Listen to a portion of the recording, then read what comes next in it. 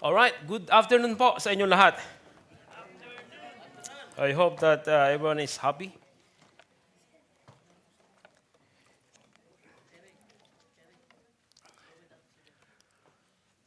Welcome sa ating mga visitor, sa loved ones si Ate Ami, Kuya Sani. Welcome kay Vim. Sa mga nagtatanong kung pinsan ko ba si Vim, kaya sabi ko kanina, konti. Legally, we are not cousin or we are not related to each one. Kasi po, back in the years, lumipat kami sa lugar ng Aurora, which doon nakatira sila Vim. And then doon kami nag-business. And then yung mga eldest siblings niya, yun yung mga kaidaran ko. Kami yung mga young people during that time. At yung kanilang bahay ay naging parang bahay na rin namin. Kumaga, we treat each other as parang isang pamilya. Kaya parang magpipinsan kami, although hindi kami related sa isa't isa. Pero yung turingan namin, para kami magkakaibigan, magpipinsan nga. So doon kami kumakain, doon kami natutulog minsan. Si Bim noon, when I left Dingalan, she was only about 2 years old or 3 years old. So, ngayon ko lang siya nakita in person ng ganyang kalaki na. O I mean, ng ganyang yung naging adult na. Kasi yung huling kita namin, maliit pa nga siya. Pero nagkikita kami through Facebook, sa social media. So yun nabalitaan ko na na nandito sa New Zealand kasi yung ate niya nasa North Island. Sabi ko, pasyal ka ng Christchurch and then we will tour you around. So yun. So nakakatuwa na alam niyo, we never thought that one day we will be in New Zealand together. Dati noon, lagi lang kami nagbabayo ng nilupak sa bahay nila. Noong araw kasi, marami silang nyugan, maraming taniman ng saging. So kaya, pinili namin na sa kanila yung parang hideout namin. Madaming nilupak. Naglulupak kami lagi. Pero siya noon, baby pa noon, 3 years old. So hindi niya pa masyado naalala yung mga pinaggagawa namin ng mga eldest mga siblings, mga kuya at ate niya. Tanda na ako. Turning 50 in 3 years' time. I just thank the Lord. Bago ko i-share sa inyong mensahe. I just thank the Lord sa panibagong blessing na binigay sa amin ng Panginoon. Sabi nga namin ni Angie, Lord, one is enough. Pero sabi ng Lord, no, I'll give you another one. Alam ko, iba sa inyo, alam na itong story. No? So sabi ko, sige Lord, if it is your will, alright, so tatanggapin namin. So, plano namin na plano namin i-open yung second Philippines bakery by the end of July. So, yun yung blessing na gusto ipagpasalamat sa Panginoon. Sabi ko, Lord, okay na ako sa isa kasi chill na ako eh. Yung mga staff na nagra-run and then the Lord entrusted to us another branch. So, i-open namin right in the middle of the city, sa CBD. Just across bus interchange. Kaya yung mga kapatiran po na hindi pa nakakapunta ng bakery, may pagkakataon na kayo makapunta ron. Sa city. So, yun. So, salamat sa Lord. Mag-pray muna tayo. Lord, we thank you again for this wonderful time and opportunity that we can study Word. We pray that the Holy Spirit continue to move powerfully in our midst. May you bless the Word that will be planted into our hearts, Lord. And may you continue to give us a personal application after we hear your message today, Lord. And again, Lord, forgive us all our sins, our iniquities that we have committed against you. And may we glorify you, Lord, in our midst. And this I pray in Jesus' name. Amen.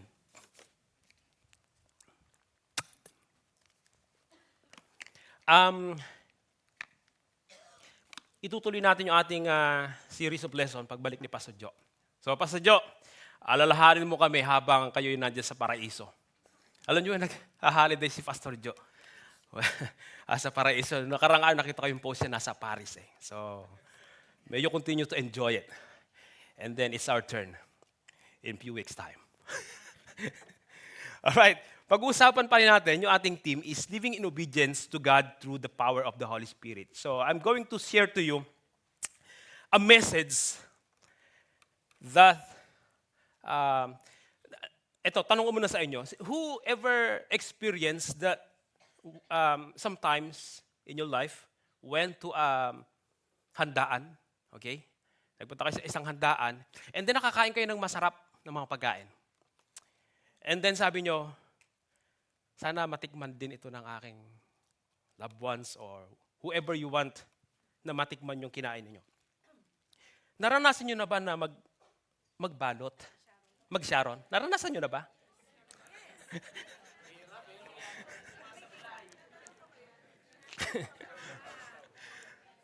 Di ba pag may nakain tayong masarap na pagkain, and then, yung gusto natin na sana matikman din to na ni sweetheart. Kunya, wala din si sweetheart mo. Sana magbabalot tayo, alright? Magbalot tayo ng natikman natin pagkain. And then, we take home, sweetheart, tikman mo to, ang sarap. So today's message is like a Sharon. Alright? I didn't prepare this personally, pero sabi ko, kasi I have heard this message and sobrang naging blessing sa akin ito. And sabi ko nga, ayokong sarili lang. I'd like to share it to you as well. Kaya sabi ko, Pastor, pwede ko pa ba i-share sa congregation namin itong mensahe ito? Go for it, bro. Share it. It will be an honor for me na i-share mo yan.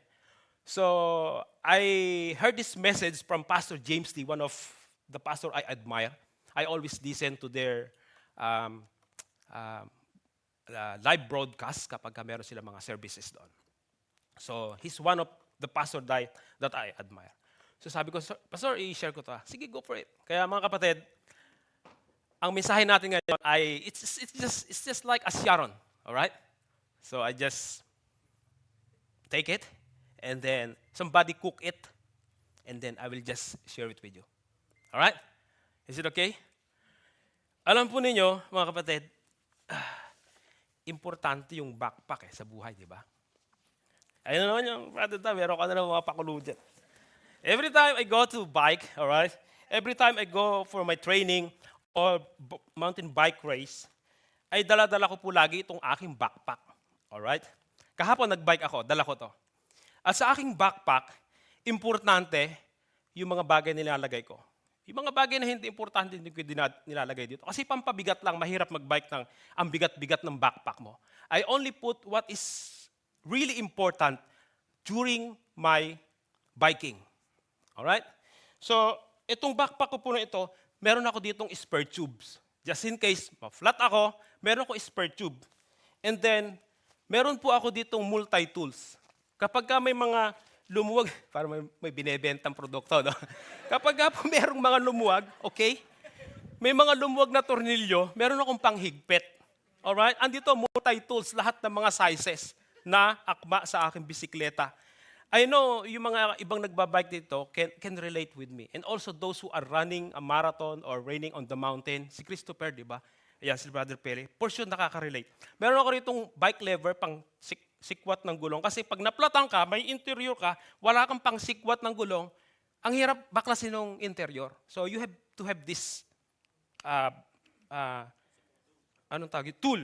Okay? At meron po ako ditong slug plug, yung pang-poke nung anong oras na? 3:12. Pang-poke nung slug plug, pag na-puncture yung gulong, kasi tubeless yon, so you have to put in the slug plug at gamit ito para ma-seal yung na-puncture na gulong.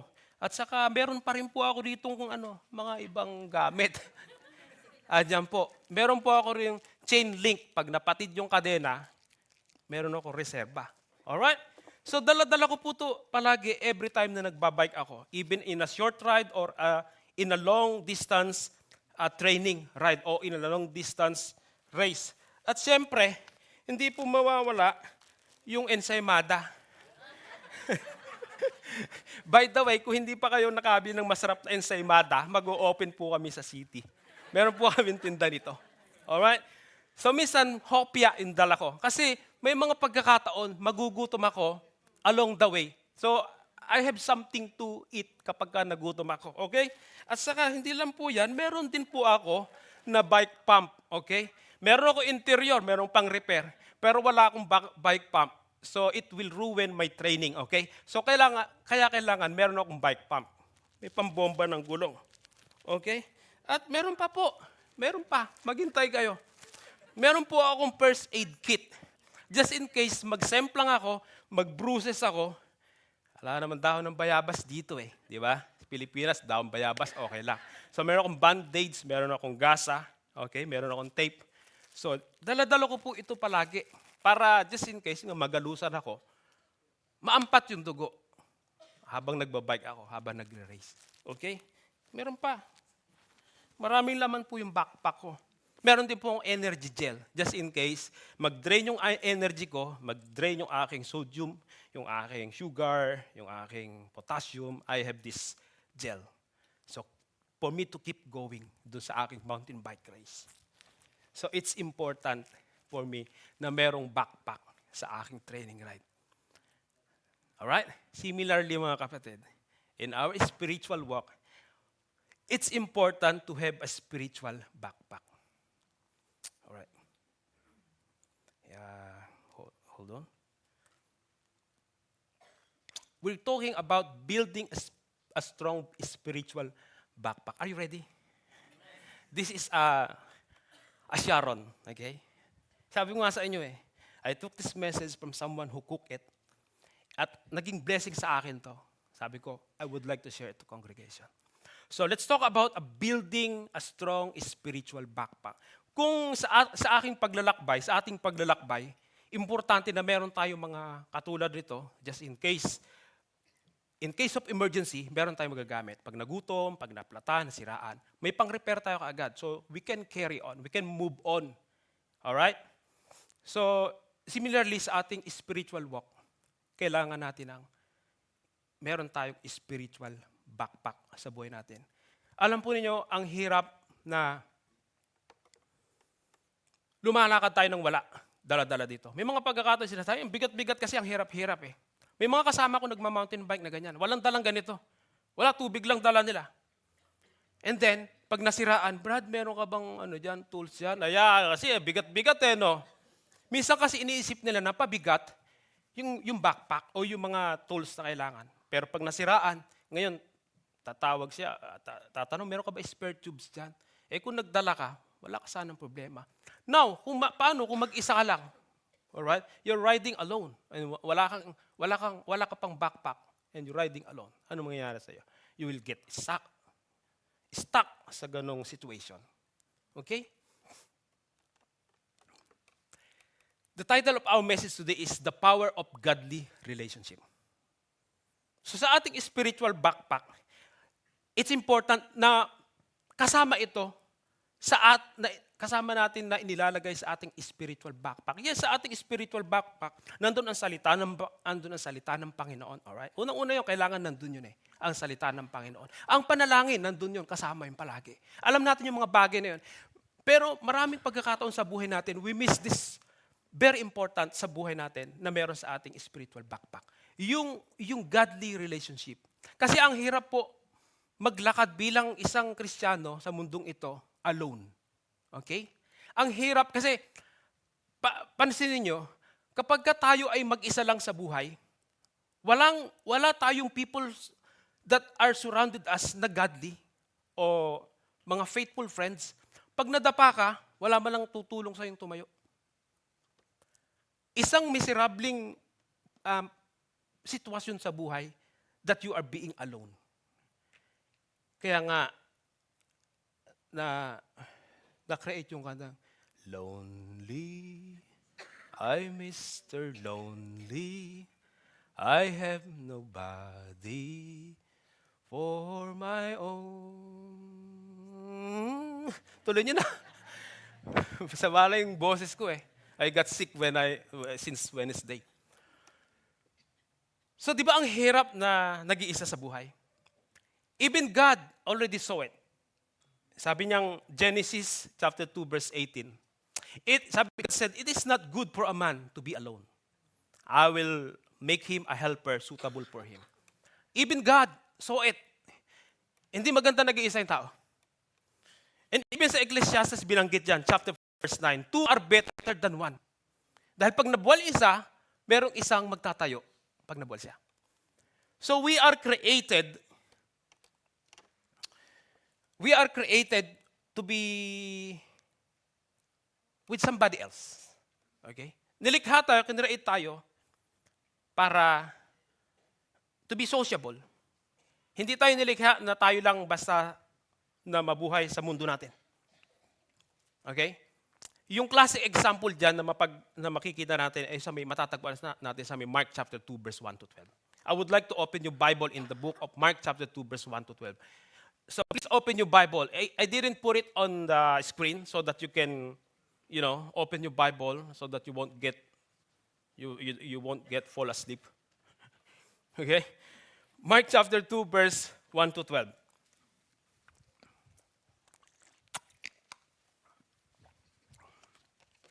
So may I request to please stand up as we read the Word of God. Okay, I will read it through your hearing and then just follow me with your eyes, with your own Bible translation. That's fine. Okay, Mark chapter 2, verse 1 to 12. And again, he entered Capernaum after some days, and it was heard that he was in the house. Immediately, many gathered together so that there was no longer room to receive them, not even near the door. And he preached the word to them.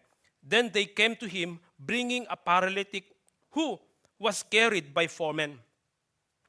And when they could not come near him because of the crowd, they uncovered the roof where he was. So when they had broken through, they let down the bed on which the paralytic was lying. When Jesus saw their faith, he said, "The paralytic, son, your sins are forgiven you." And some of the scribes were sitting there and reasoning in their hearts, "Why does this man speak blasphemies like this? Who can forgive sins but God alone?" But immediately, when Jesus perceived in his spirit that they reasoned thus within themselves, he said to them, "Why do you reason about these things in your hearts? Which is easier, to say to the paralytic, 'Your sins are forgiven you,' or to say, 'Arise, take up your bed and walk'? But that you may know that the Son of Man has power to earth to forgive sins." He said to the paralytic, "I say to you, arise, take up your bed, and go to your home." Immediately he rose, took up the bed, and went out in the presence of them all. So that all were amazed and glorified God, saying, "We never saw anything like this." So please be seated. May the Lord bless the reading of His word.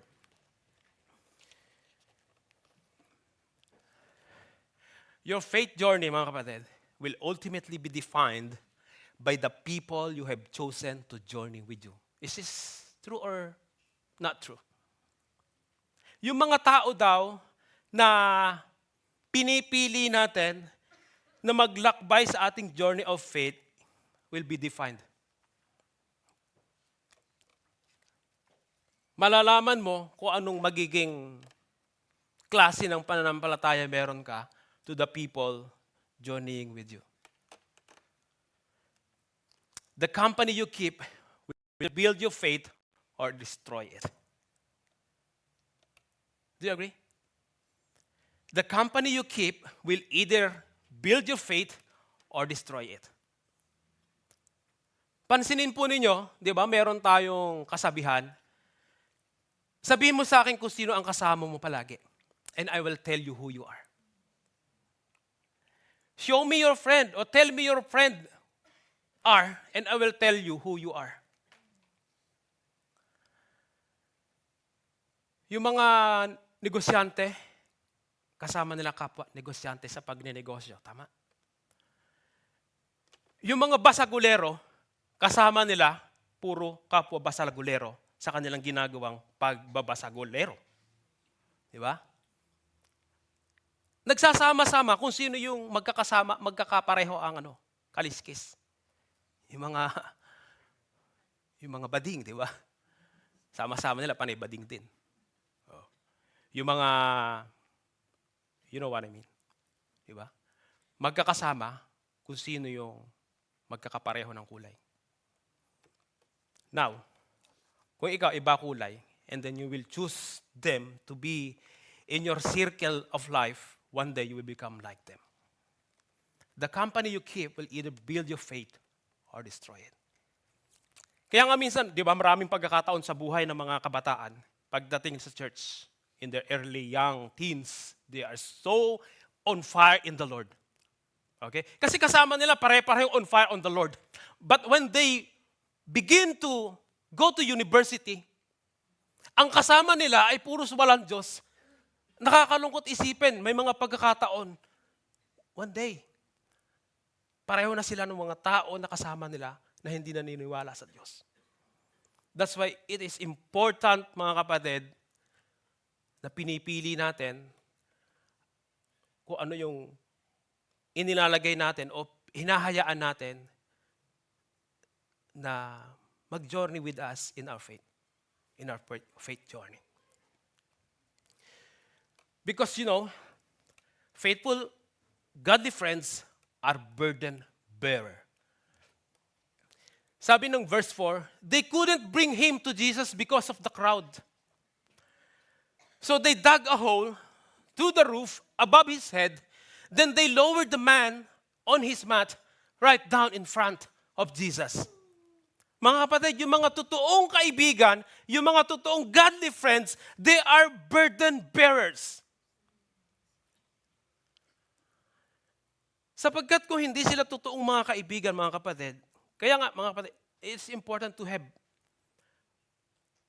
godly relationship sa buhay natin. Because godly friends are burden bearers.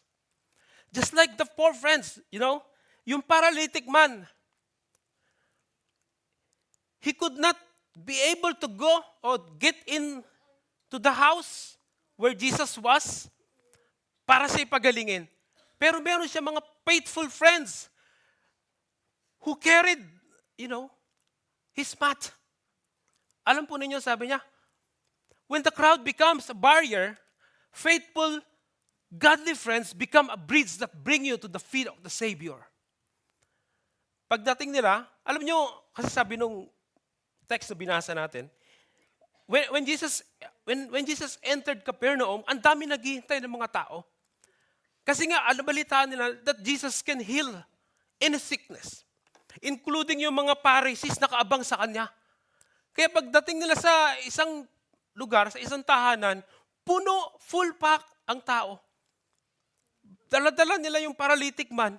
Sabi niya, paano yan? Tol, di tayo makapasok. Pray ka na lang. Yung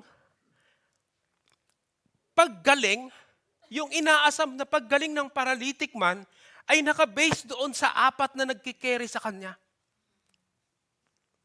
Pero alam niyo yung ginawa ng apat na magkakaibigan, mga kapatid? Di ba? Labasa natin. They climbed up. Alam po ninyo, yung mga bahay during those times is made of mortar or clay na hinaluan ng mga damo o palay. And then, pinatigas yun. So, isang level lang kasi lagi ang bahay during that time. At yung hagdan, sa labas ng bahay, hindi sa loob. So, yung mga tao, pwedeng pumunta sa ibubong ng bahay. Siguro, baka pinagpapatuyuan nila ng daing nila, o doon sila nagsasampay. But anyway, so ganun yung mga bahay, hindi katulad ng mga bahay natin, lalo na sa Pilipinas, na gawa sa kugon. Ang daming barrier, mga kapatid. Hindi sila makapasok sa bahay where Jesus was. Kasi nga, puno eh. So ang ginawa nila, umakyat sila sa bubong ng bahay, and then they dug a hole through the roof. So it's not just easy digging that roof.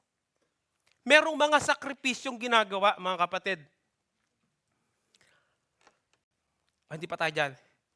Yung ginagawa ng mga apat na friend niya is sobrang tindi ng sakripisyo, mga kapatid. So they dug a hole, pinutos nila yung bubong, at hindi lang basta butas na ganyan. Malaking butas where they can fit the full-size adult man na nakahiga pa. So siguro mga, gaano katangkad ba sila during that time? Siguro, hindi naman siguro kasing tangkad lang ni Kuya Sani yun. So siyempre, mas matangkad pa yon. Siguro ganun kay Jim, sintangkad ni Jim. So malaking butas yon. Alright? Hindi. But, that's funny. Pero alam po ninyo, hindi nila anilantana yun. Sabi nga, no, when the world becomes a barrier, faithful, godly friends becomes a bridge that brings you to the feet of the Savior. Yun yung ginawa ng apat na magkakaibigan. They dug a hole, big hole, and then they lowered their friends in front of Jesus. Nakakahiya yung ginawa nila. Sila nga daw yung unang akyat bahay nung araw eh. Alam niyo ba? They're the first one who akyat bahay during that time. Umakyat sila, nanira sila ng bubong. Pero alam po niyo, they didn't care. They are willing, whatever the cost is, for the sake of their friend. That's the power of having a godly relationship. Pwedeng sabihin ng mga apat na magkakaibigan, o paano yun, Brad? Mag-pray ka na lang. Hindi natin kaya. Pero yung tunay na faithful and godly friends, they are burden bearer. The question is, sino tayo doon sa istorya? Are we the paralytic man or the poor friends? O are we the burden bearers sa ating kaibigan? Mga kapatid, so I hope na naisip nyo na kung asan ba tayong sitwasyon ngayon. Tayo ba yung faithful friend? O tayo yung paralytic man that needs help? Minsan, naglalagay ang Panginoon ng tao sa buhay natin para tayo tulungan. There are seasons in life that we are down. Pero ang gagawin natin, I don't like it. I want to be alone. At yun yung gustong-gusto ni Satan, for you to be alone. Para madali kang kagatin. Ang mga leon, naghahanap yan yung mga nag-iisa. Yung mga lone ranger na prey. Kasi yung easy attack eh. Mga kapatid, pangalawang bagay. Faithful, godly friends are contagious in their walk. Sabi ng verse 5, I don't know is used 10-15 auton. I don't know if I pronounce it right. Literally, sabi niya, Jesus seeing their faith. Take notice mga kapatid. Nakita ni Jesus yung pananampalataya ng apat. Kasi yung paralytic man, parang ano lang siya doon eh. Extra lang siya doon eh. Kasi siya yung paralytic. Pero yung ginawa ng apat na magkakaibigan, mga kapatid, it's not easy task. But Jesus was impressed sa pananampalataya ng apat na magkakaibigan ito. Jesus seeing their faith, not his faith ng paralytic man, but their faith. There are seasons in life, mga kapatid, where your own faith may feel paralyzed by grief or doubt. In those moments, you are sustained by the faith of your circle. Is it true or hindi? It's true, mga kapatid. I've been there. Sometimes, habang nagbabike ka, you will get flat tire. Pero dahil meron kang backpack, spiritual backpack, meron kang godly friends in your backpack, they are the one who sustain you by their faith. May mga pagkakataon, Lord, hindi na ako naniniwala sa'yo. But because meron kang spiritual backpack at nandun yung godly friends. Sila yung nagsasabi, Brad, God is faithful. God is there. God is the one who strengthens us in times of our weakness. Now, kung wala tayong friends, and then our faith become paralyzed, wala man lang magbubuhat sa atin para dalhin tayo kay Jesus. Okay? Kaya nga importante, mayroon kang bawal ensimada. Dahil one day, magugutom ka. Importante na baon mo lagi ang salita ng Diyos. Andyan sa backpack mo. Na kapag nagutom ka, you can eat it. It will sustain you.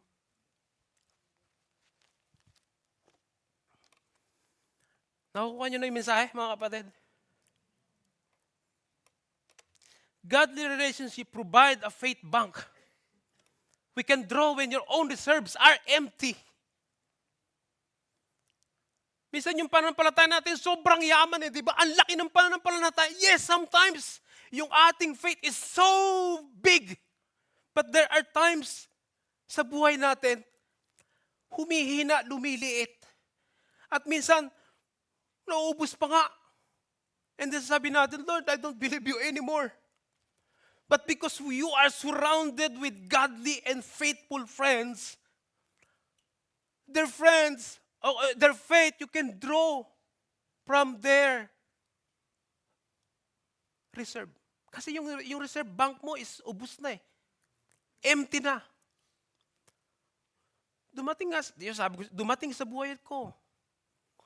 Lord, I don't understand this. I don't believe you anymore. And then sabi ni Pastor Bong, where Pastor Bong have lots of reserve faith. Alright?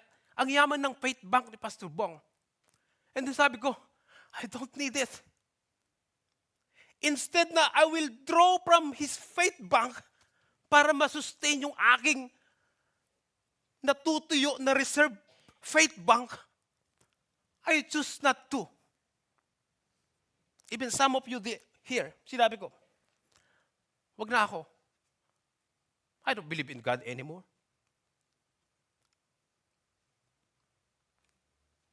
Minsan, nilagay na nga ng Panginoon, binigyan na tayo ng godly, faithful friends in our circle, but we are the one who pushes them away.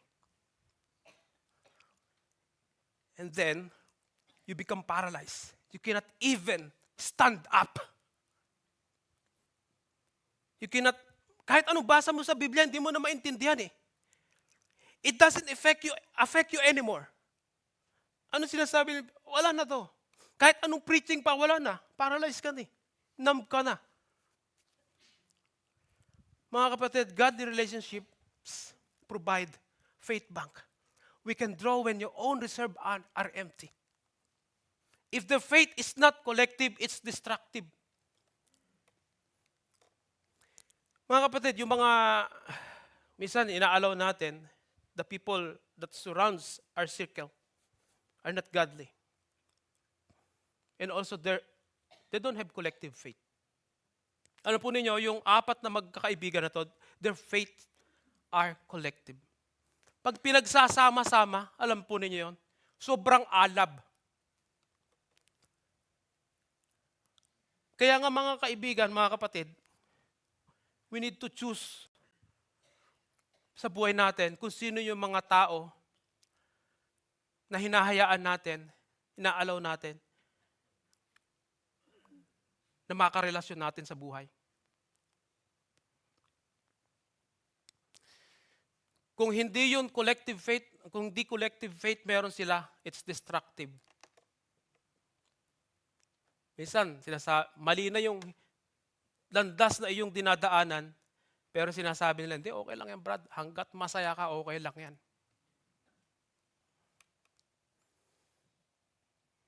Hindi sila willing na buhatin yung mat and then lower you down to the feet of Jesus.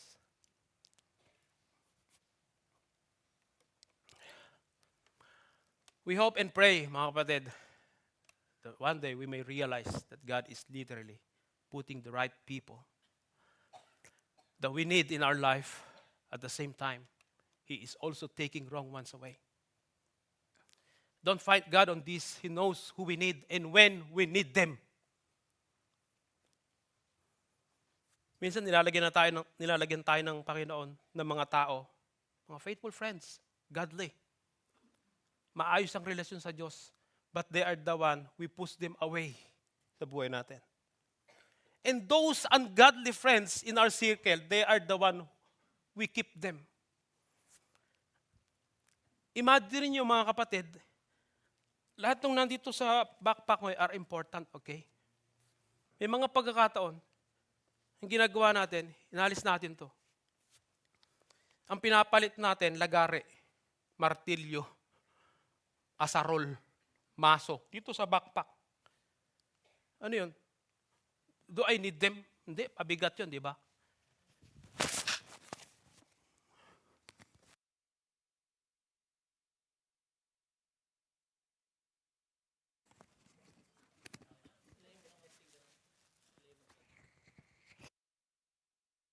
Imagine niyo po instead na ito yung mga ilagay ko martilyo, maso, asarol, palakol. Sa pagbabike ka, it's not helpful, right? Similarly mga kapatid, in our faith journey, pag nilagyan natin yung ating spiritual backpack ng mga wrong people,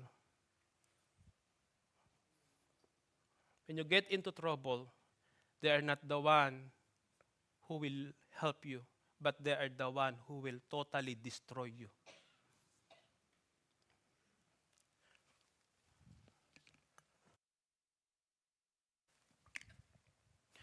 So don't fight God on this. He knows who we need and when we need them. Proverbs 13 verse 20, walk with the wise and become wise, associate with the fools and get in trouble. It didn't say in that particular verse, walk with the fool and you will become fool. It didn't say that, right? It says there, walk with the wise and become wise. But look at the other, yung anong tawag doon? Contrast. Associate with fools and get in trouble. Para mas maintindihan natin. Sumakay tayo ng Grab. O kaya taxi. Tapos habang nagda-drive siya, nagdodroga. Chumuchongke. Di ba? Ikaw nasa likod o kinastabi niya. Anong gagawin mo? Sabi mo siguro, okay lang, siya lang na may masasabog eh. Siya lang na may sabog. Siya lang na may tama. Hindi. Pag na-aksidente yun, dahil sa kanyang pagchuchongke, sabog ka rin. I mean, disgrasya ka din pag nabangga yun, di ba? Associate with the fools and get into trouble. Pag nakita mo yung ganun, bumaba ka na. Danger yan. Kaya nga may mga paalala sa atin, di ba? Paalala sa Corinthians. Sabi sa Corinthians, do not equally yoke together with unbelievers.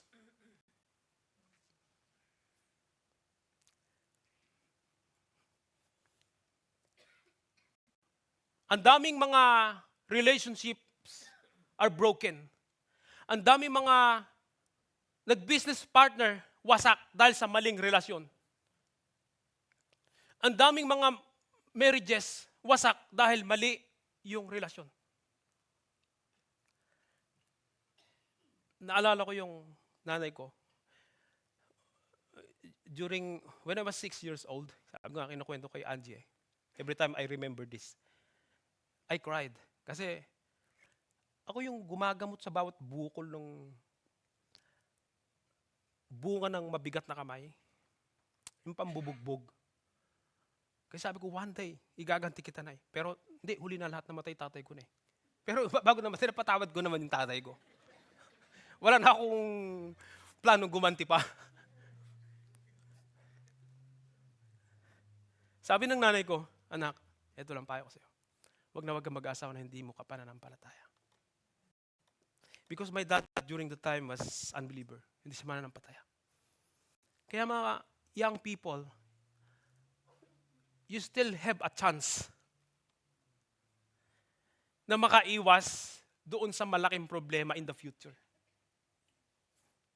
Be wise enough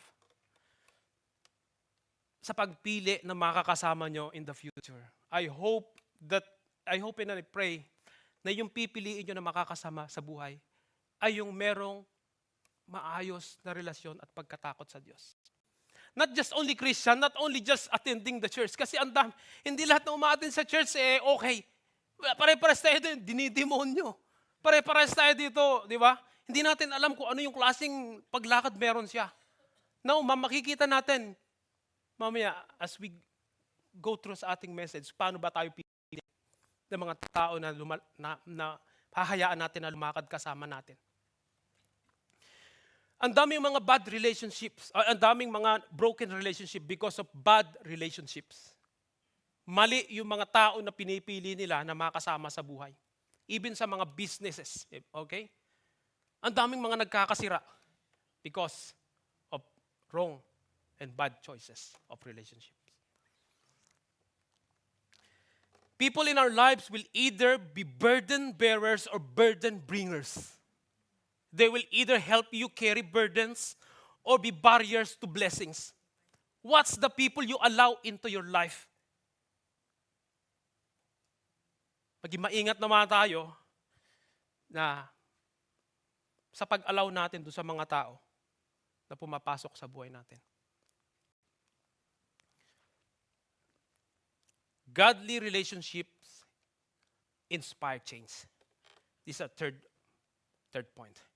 Verse 5, sabi rito, seeing their faith, Jesus said to the paralyzed man, my child, your sins are forgiven. So, parang napaka-awkward, ano? Instead na pagalingin siya, sinabi, pinatawad na yung kasalanan niya. Alam po niyo, godly relationship will bring you to the feet of Jesus even if it means personal sacrifice. Alam niyo ba, bago pa sinolve ng Diyos yung problema ng paralyzed man, sinolve niya muna yung vertical relationship with the Father. Ganyan yung ginawa. Ganyan yung mga kaibigan nung paralytic man. Na yung kanilang desire, hindi lamang gumaling in terms of physical yung kanilang kaibigan. Which is nakamit ng paralytic man na to. Godly relationships are not just social interaction. The best friends you can have are those who care more about your soul than your comfort. Yung mga totoong kaibigan, godly friends, kapag nagkakasala tayo, paaalalahanan tayo, Brad, mapapahamak ka dyan, don't go for it. Huwag mo ituloy yan. I love you, bro, pero hindi ako agree dyan. Mapapahamak ka dyan. Ang daming napapasok sa wrong relationships, di ba? Dahil kasi walang mga circle of godly friends napapahamak. Iba naman, ang dami ng mga circle godly friends, pero hindi naman nakikinig. Yung mga tunay, mga kapatid, sabi ko yung mga tunay na kaibigan at mga godly friends, they care more about your soul than your comfort. Hindi sila yung magsasabi na, sige bro, tuloy mo lang yan. Masaya kayo sa ginagawa niyo. Kahit may asawa ka, kahit may asawa ko, hindi, okay lang yan. Hindi naman kayo maayos ng asawa mo eh. At least nag-e-enjoy ka dyan. Masaya kayo.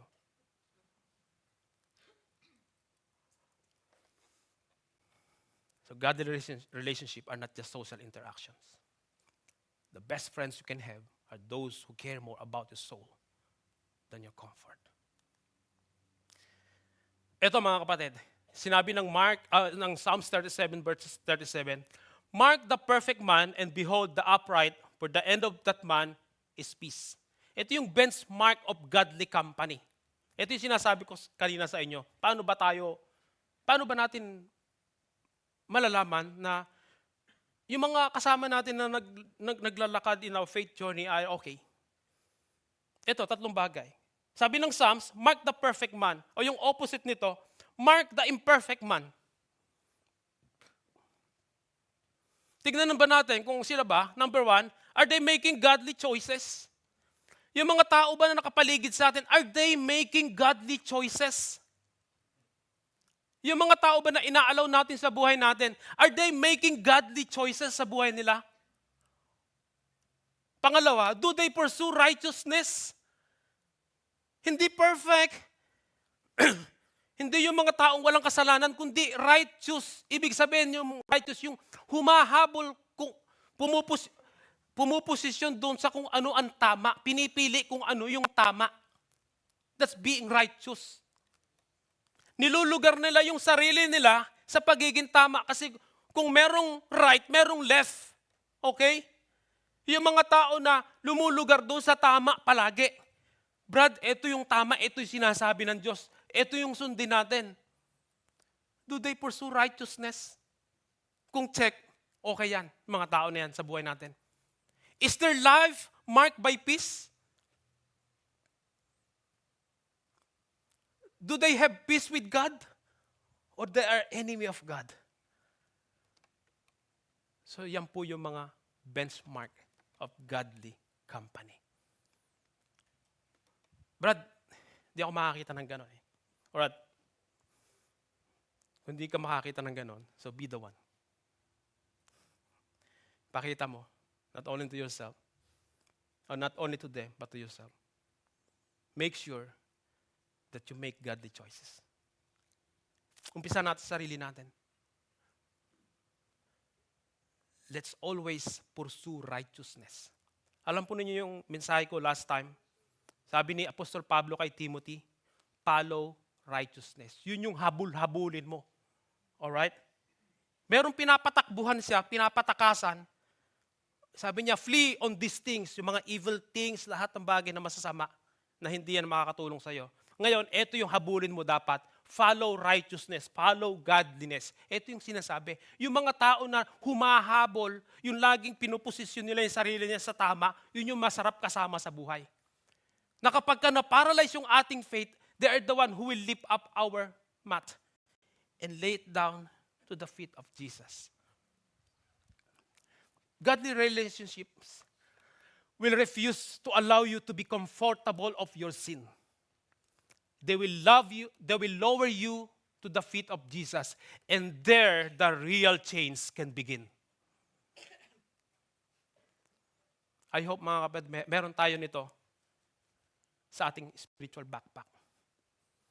Because hindi natin alam, one day, kailangan pala natin yung mga taong ito sa buhay natin. Mahirap maglakbay na nag-iisa sa buhay na ito bilang isang Kristiyano. One day, manghihina yung pananampalataya natin.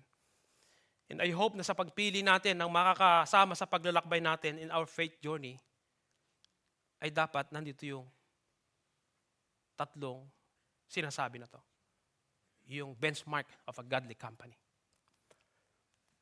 Surround yourself with friends who will tear a hole in the roof, lift you up, and carry you down to the feet of Jesus. I hope mga kapatid, hayaan natin na paligiran tayo ng mga ganong klase ng tao sa buhay natin. Godly relationships will put you at your lowest, most impossible point, and bring you to a place of confidence and hope in Jesus. Pwede ba akong tumawag dito ng last na to, 5 tao. Sige, volunteer na. Si Kuya Sani, Bro Melvin. We will close on this. Si Brother Tupeng, come on. Halika. Si Bro Mike. Come on, Bro Mike. Saka si Kuya Cesar na lang. Ayan. Yan yung mga pinakamagandang lalaki natin. Dito tayo sa taas.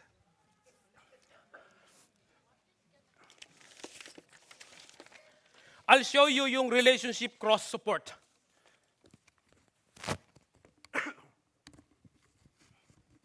Halimbawa, ito si Kuya Cesar, okay? He's a Christian, okay? And then, yung kahalagahan ng relationship support, ganito mga kapatid. Kapag dito ka sa harapan, Kuya Sani, pag inalaw ni Kuya Cesar, itong tao na to, na merong Ano yung tatlong benchmark ng godly company? He's the one who always make godly choices, pursue righteousness, and his life marked by peace. Si Kuya Sani halimbawa. Tapos si Bro Michael sa likod ka, Bro Michael. And then dito ka, Brother Tupeng sa kanan. Bro Melvin dito sa kaliwa. Can you see the relationship cross? Kapag si Kuya Cesar, yung kanyang pananampalataya, minsan nako-confuse siya. Hindi ko talaga maintindihan. Meron siyang Kuya Sani na mag-guide sa kanya. Na pwede niyang sundan kapag nako-confuse siya. Alright? Meron kayong mga ganitong tao na kapag bro, confused talaga ako. Alright, let me help you. Alright, may mga pagkakataon sa buhay niya, bumabagsak si Kuya Cesar. Okay? Sa likod. Mabagsak sa likod. Ngayon, merong taga-sapo. Pag nanghihina siya, okay? May taga-sapo sa kanyang likod pag nanghihina. Gusto niya na pumunta, ayoko na Lord. Pero may sumasapo. Brad, kaya natin yan. Kaya ng Panginoon yan. Andiyan ang Diyos. Minsan, itong si Kuya Cesar, dumarating sa pagkakataon, ayaw niya nang magpatuloy sa Lord. Pero merong tao na nagtutulak, nagpupus. Andiyan ang Panginoon. Just keep forward, Brother Cesar. May mga pagkakataon sa buhay ni Brother Cesar, yung mga direction ng buhay niya, okay? Puros pakanan na lang. Puros pakanan. Lahat pakanan. Ngayon, kung meron sa kabilang tao na nagbabalanse, uy, mukhang nasosobrang ka na yata dyan, Brad. Hindi na yan tama. Merong nag-a-align palagi sa kanya. Alright, mga kapatid, thank you. Guwapo na to.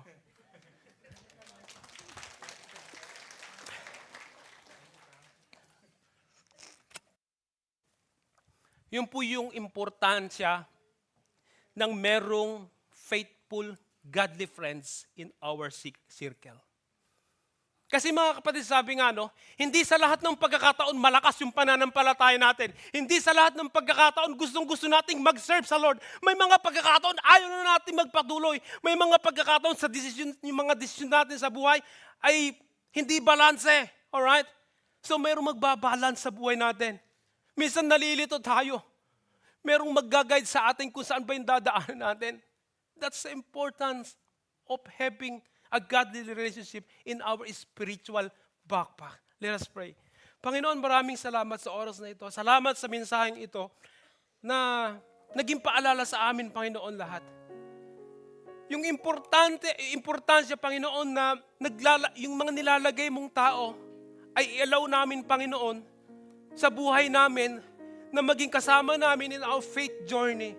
So that when the times na kami ay nanghihina, bumabagsak, merong Panginoon, kasama kami na magbabangon, magbubuhat ng aming mat, magbubutas ng bubong, and then they will lower us into thy feet, and then the real change can begin.